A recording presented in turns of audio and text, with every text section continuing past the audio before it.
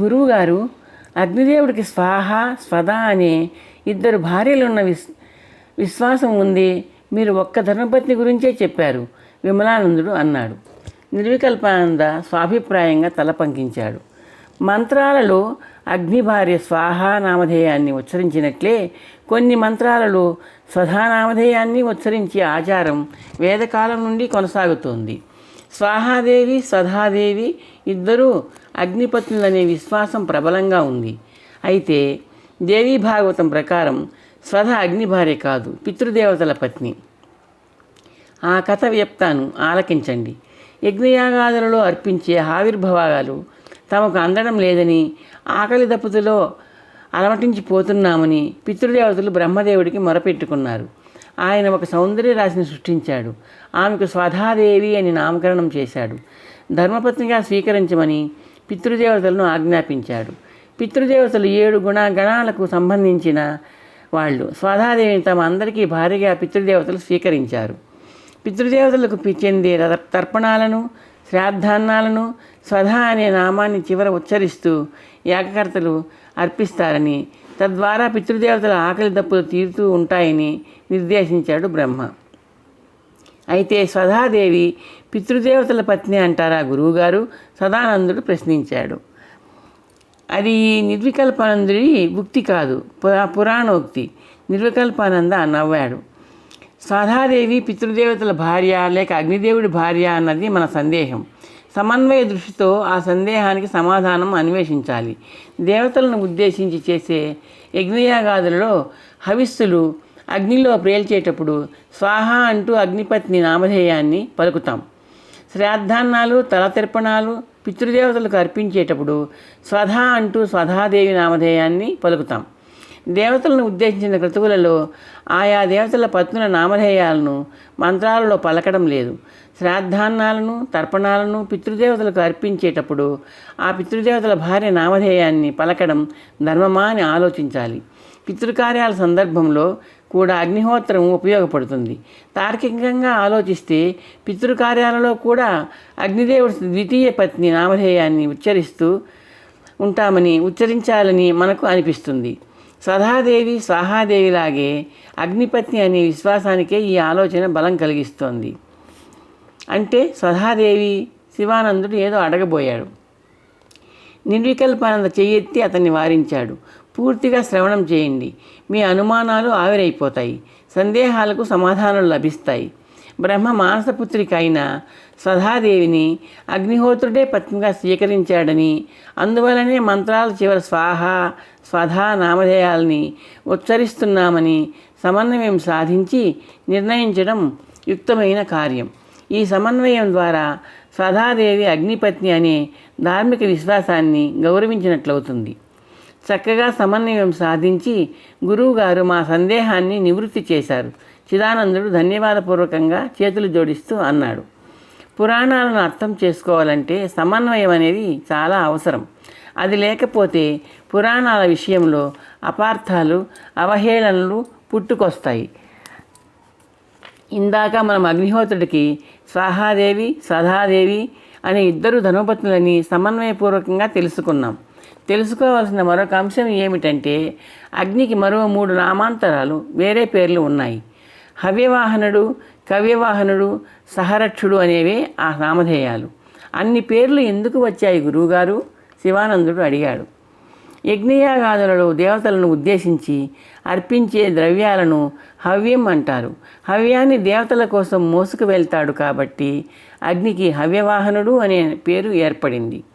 దివంగతులైన పితరుల కోసం అంటే పితృదేవతల కోసం అగ్ని కార్యంలో అర్పించే ద్రవ్యాలను కవ్యం అంటారు.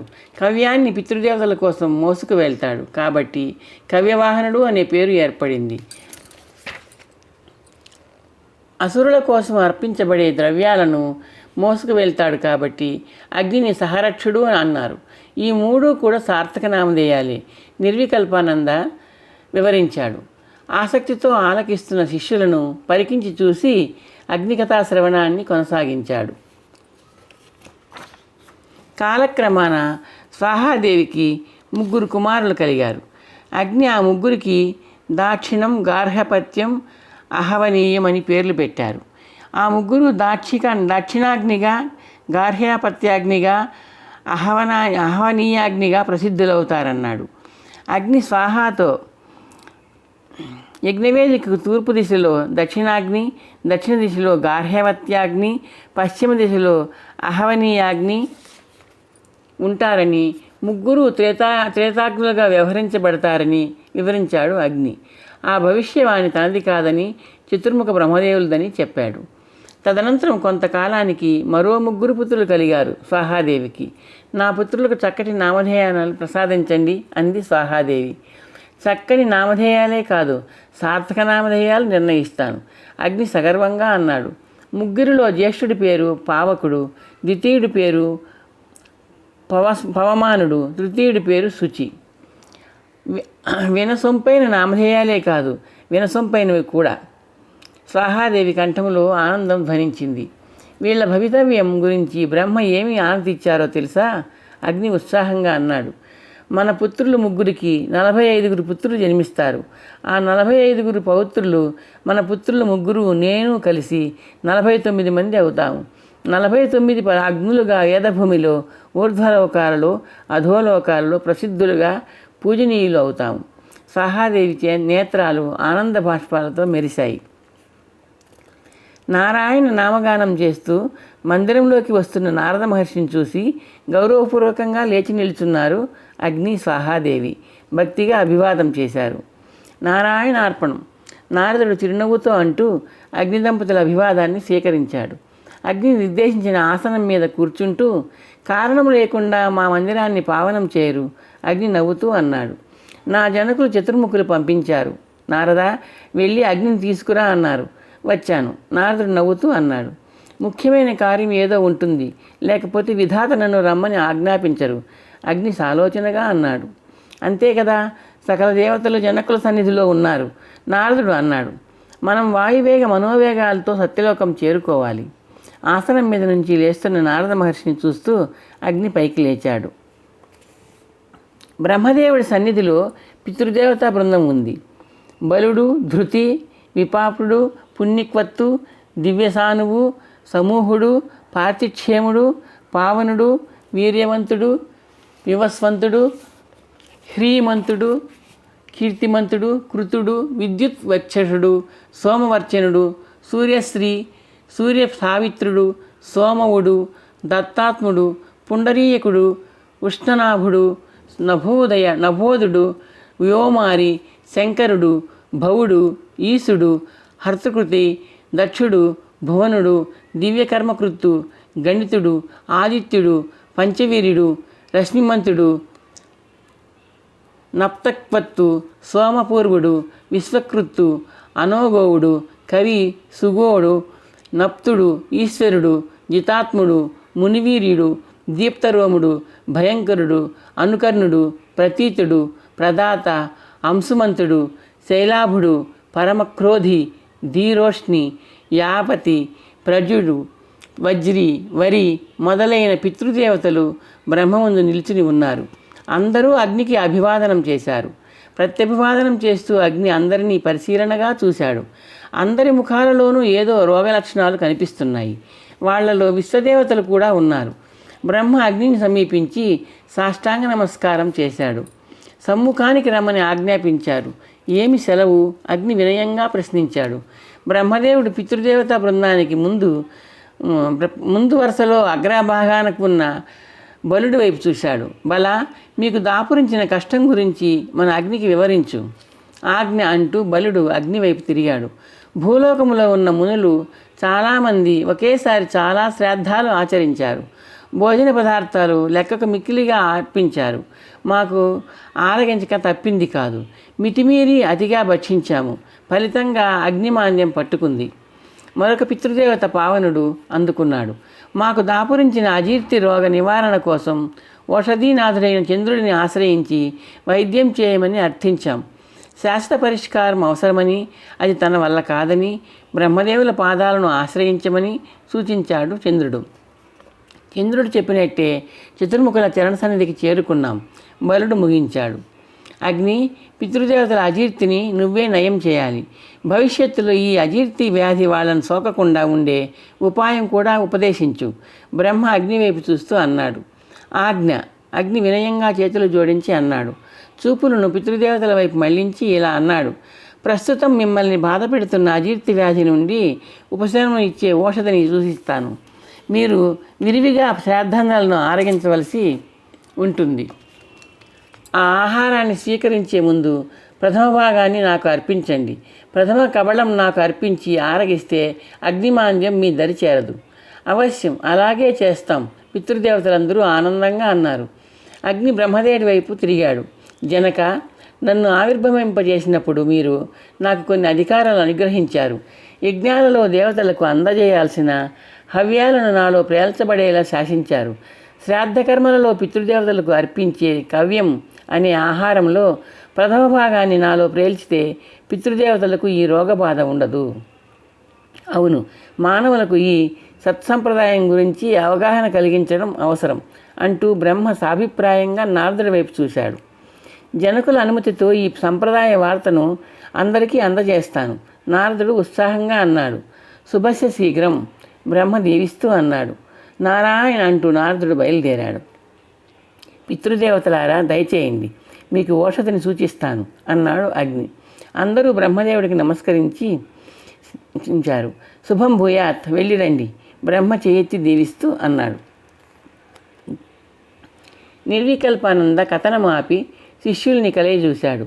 అగ్నిదేవుడు వైద్యుడైన కథాంశం మరొక విధంగా కూడా ఉంది. ముందు ముందు మీకు సందేహాలు రాకుండా ఉండటానికి ఆ గాథ కూడా వినిపిస్తాను. ఆ గాథలో దేవతలు శ్రాద్ధాన్నాన్ని స్వీకరించినట్టు, ఫలితంగా వాళ్లకు అజీర్తి పట్టుకున్నట్టు చెప్పబడింది. దత్తాత్రేయుడు అనే ముని ఉండేవాడు. ఆయన కుమారుడు నిమి. నిమికి ఒక కుమారుడు కలిగాడు. కాలాంతరంలో అకాల మృత్యువు పాలయ్యాడు. అతనికి శ్రాద్ధకర్మ ఆచరించాడు. శ్రాద్ధాన్నాన్ని దేవతలు తిన్నారు. వాళ్లకు అజీర్తి చేసింది. అగ్నిమాంద్యంతో సతమతమవుతున్న దేవతలు బ్రహ్మదేవుడిని ఆశ్రయించారు. బ్రహ్మదేవతలు వ్యాధిని తొలగించమని అగ్నిని ఆదేశించాడు. అగ్ని బ్రహ్మ ఆజ్ఞను పాటించి దేవతలను వ్యాధి నుండి విముక్తులను చేశాడు. స్వీకరించే ముందు తనకు అర్పిస్తే అగ్నిమాంద్యం రాదన్నాడు. ఈ కథాంశంలో ఔచిత్యం లేదు. ఎందుకంటే దేవతలు యజ్ఞయాగాదుల్లో, హోమాలలో అర్పించే హవ్యద్రవ్యాలను స్వీకరించేవారు.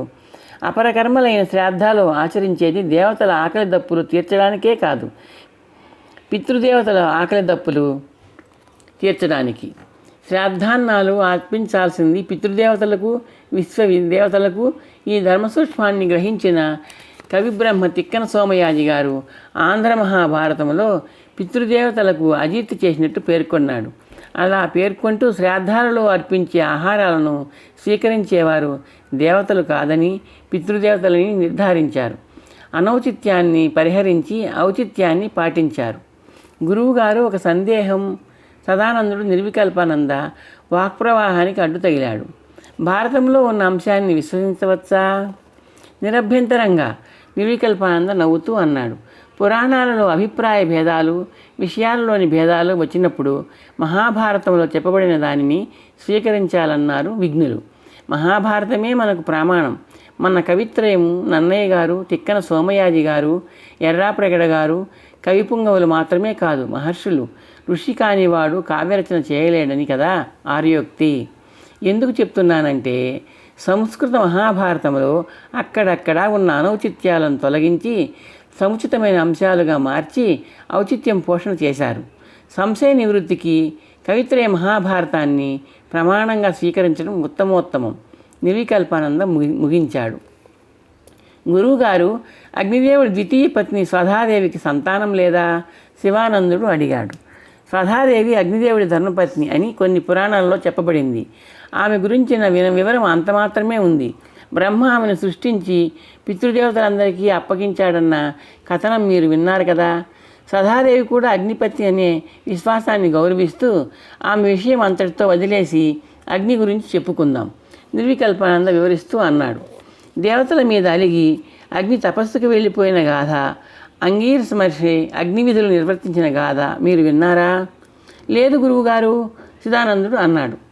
దేవముఖుడిగా వ్యవహరిస్తూ హవ్యాలను మోసుకెళ్ళి అందిస్తున్న తనను దేవతలు గౌరవించడం లేదన్న అసంతృప్తితో ఒకసారి ఆగ్రహించాడు అగ్నిదేవుడు. నిర్వికల్పానంద చెప్పసాగాడు. మందిరంలోనికి వచ్చిన భర్త అగ్నిదేవుడిని సమీపించింది స్వాహాదేవి. అసంకల్పితంగా కొంచెం దూరంగా జరిగి ఆశ్చర్యంగా ఆయన ముఖంలోకి చూసింది. అగ్నిదేవుడి ముఖం ఎర్రగా ఉంది. ఎప్పుడూ లేనిది ఆయన శరీరం భరింపలేని వేడిమిని వెదజల్లుతోంది. స్వామి, ఆగ్రహించినట్లున్నారు. భర్త శరీరం విరజిమ్ముతున్న ఉష్ణాన్ని తట్టుకోలేకపోతున్న స్వాహాదేవి మరికొంచెం ఎడంగా జరుగుతూ అంది. అవును, ఆగ్రహం నా సర్వస్వాన్ని ఆక్రమించింది. హవ్యాలను మోసుకెళ్ళి దేవతలకు అందించి నిత్యము అలసిపోతున్నాను. నా సేవను ఆ దేవతలు గుర్తించడం లేదు. నన్ను కేవలం ఆహార వాహనుడుగా చూస్తున్నారు. వాళ్ళ అహంకారాన్ని ఇంక క్షమించను. గుండపాఠం చెప్తాను. స్వామి, అది ఆ విధి మీకు నిర్దేశించిన విధి అని మర్చిపోయారా? సహాదేవి అనునయంగా అడిగింది. విధి నిర్వహణ చేస్తున్న ఈ అగ్నిభట్టారకుడిని చిన్నచూపు చూడటము ఆ విధిని అవమానించడమే. అగ్ని అవసరంగా అన్నాడు. తప్పదు, ఆ దేవతలకు గుణపాఠం చెప్పాల్సిందే. ఏం చేయాలనుకుంటున్నారు? అరణ్యానికి వెళ్తాను. కఠోర తపస్సుతో నా కాలాన్ని, వ్యక్తిత్వాన్ని సద్వినియోగం చేస్తాను. అగ్ని గంభీరంగా అన్నాడు. కఠోర తపస్సా? మన సంతానాన్ని జాగ్రత్తగా చూసుకో. ఇప్పుడే తపోభూమికి బయలుదేరుతున్నాను. అగ్నిదేవుడి కంఠంలో నిర్ణయం ఘంటానాదములా ధ్వనించింది.